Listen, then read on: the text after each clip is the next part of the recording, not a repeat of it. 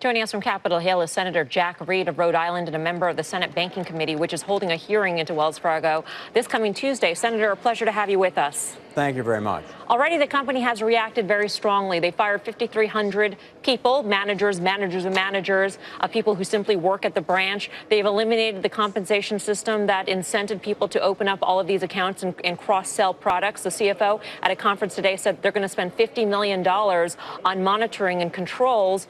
What more do you think needs to be done at this point? Is this just populist sentiment gripping Congress? This is another target for you guys? No, absolutely not. I think first what you have to do is what Secretary Lew suggested in his comments is underscore the vital importance of the Consumer Protection Bureau in protecting consumers, literally.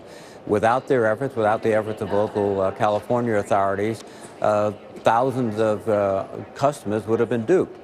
Now, the company has taken steps, but we want to ensure that their accountability is not transitory, that in fact they truly recognize what they did and that they're going to take further steps. And also there's an issue of how far the accountability goes up and will it be sustained, or is this just simply a way to stop a bad story and then move on? Do you want them to say they're sorry?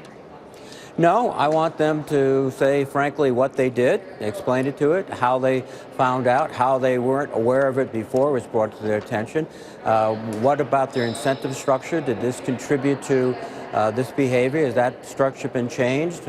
What are they going to do in the future to prevent this? And there's a whole series of steps. And it's not just about Wells Fargo. It's about the industry in general. I think one of the criticisms people have had about Congress, frankly, is that we have not focused enough on making sure that companies are held accountable and that they perform for the benefit of consumers, not just exclusively as stockholders. So it's understandable that you would call CEO John Stumpf of Wells Fargo to the Hill, but do you plan on calling other CEOs of other banks? Because as you point out, I mean, the more proactive thing to do would be to see if this is going on at other banks to protect other consumers who may not even know this is going on. Wells Fargo seems to be addressing it, at least at this point, but we don't know if that customer at another bank is going through the same thing.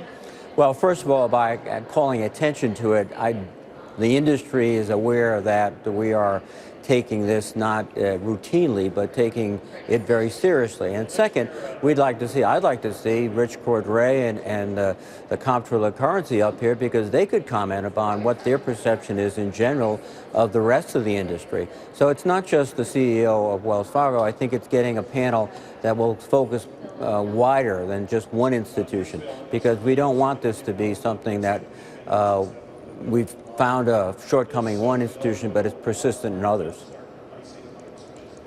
So any plans at this point, Senator? You said you would call up the head of the Consumer Protection Bureau. You would also call up the OTC, but no plans at this point to actually call on other bank executives to have them answers to whether or not they have similar compensation schemes in place. Well, I think, frankly, first of all, calling these hearings is a function of Chairman Shelby, and I commend him for calling this hearing. Second, we will have an opportunity for at least one witness. But I think the best place to begin in terms of looking at the sector overall is getting the expert views of the regulators. And if they are able to suggest that there are ongoing investigations, but the other thing to do, and I think it's not the appropriate thing to do, is simply call people up for a hearing and just ask generalized questions. I think it has to have a factual predicate. This one does. Wells Fargo has admitted this behavior, and this is very surprising behavior. The essential aspect of banking is trust by the depositors and the customers, and this seemed to be a violation of trust. Absolutely. Would you rule out, do you think what should be put on the table, at least for consideration, is the CEO of Wells Fargo stepping down? Again, I think this is something that you have to give an opportunity to explain. You have to give an opportunity for people to indicate the steps that are taken. More knowledge of what went on, I think, would be helpful. That's one of the purposes of this hearing. And then again, I think it's a decision that the institution will make before we ever get around to it. Where does the $100 million go, Senator? The fine, where does it go? Who gets it? It would go back into, I think, the Treasury, essentially. That's where the fines from CFPB go. Okay. Then there is some, I believe, some reimbursement to the customers, the actual losses they sustained. But the fine, like most fines, goes to the General Treasury. All right, Senator, we're going to leave it there. Thanks so much for joining us. Senator Jack Reed of Rhode Island.